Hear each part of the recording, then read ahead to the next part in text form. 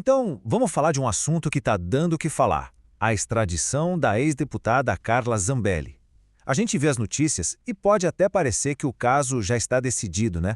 Mas a realidade, olha, é bem mais complexa. Bora mergulhar nos detalhes para entender o que está rolando de verdade por trás das manchetes. Pois é, a pergunta é essa. Já acabou?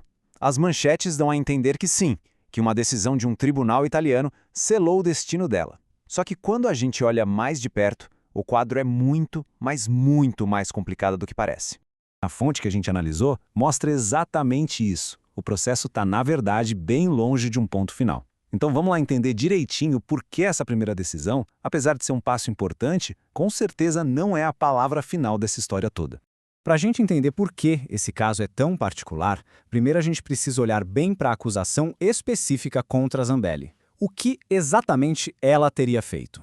Bom, a acusação é essa aí: ter contratado um hacker para invadir o sistema do CNJ e colocar lá dentro um mandado de prisão falso contra um ministro do STF. E é exatamente essa acusação bem específica que vira a chave de tudo na forma como o caso é tratado lá fora, no cenário internacional. E aqui está o pulo do gato. A análise que a gente viu enquadra isso como um crime grave, um tipo de crime que é reconhecido no mundo todo, não só no Brasil. É algo bem diferente do que se costuma chamar de crime de opinião. E essa distinção, gente, é fundamental. Hackear um sistema de justiça é visto de um jeito completamente diferente de uma crítica política, por exemplo. Agora vamos ver como essa diferença funciona na prática. A comparação que a gente vai ver agora ilustra esse ponto de um jeito bem claro. Olha só que interessante. De um lado, a gente tem o caso da Zambelli, classificado como crime de ação. Do outro, casos de outras figuras, como o de Alan dos Santos, que são vistos como crime de opinião, ligados a críticas e jornalismo. É por isso que, segundo a fonte, outros processos de extradição não foram para frente, por esbarrarem na liberdade de expressão. Já o caso da Zambelli é visto como uma ação direta contra o Estado. E isso, claro, muda tudo. Mas calma, que a história não é só sobre a lei. Tem também um fantasma do passado aí. Um contexto histórico bem pesado que pode lançar uma sombra gigantesca sobre a decisão política final. Esse fantasma é o caso Cesare Battisti. Para quem não lembra, foi aquele militante italiano que ficou anos aqui no Brasil e causou uma tensão diplomática enorme. A Itália pedia e o Brasil, por muito tempo, negou a extradição.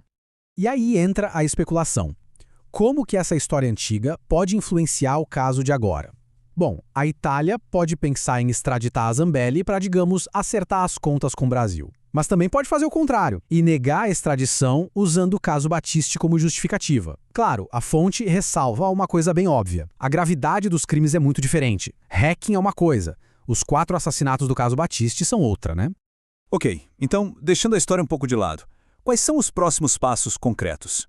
O que de fato ainda precisa acontecer nesse processo todo? Basicamente, ainda faltam 2 etapas cruciais. A primeira é uma apelação judicial final. A Zambelli ainda pode recorrer à Corte de Cassação em Roma, que é tipo o STF deles. E mesmo que ela perca lá, ainda tem a segunda etapa, a decisão política final. A palavra final é do governo italiano, do Ministério da Justiça. É uma decisão puramente política.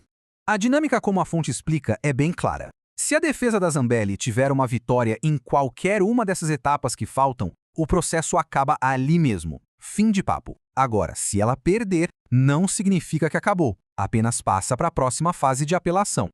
E no fim das contas, a grande questão que fica no ar é essa. O que vai pesar mais na decisão final da Itália? A letra fria da lei ou todo esse histórico de relações diplomáticas complicadas com o Brasil? A gente vai ver uma decisão técnica ou uma decisão política? Essa é a pergunta de $1 milhão que, por enquanto, só o tempo mesmo vai poder responder.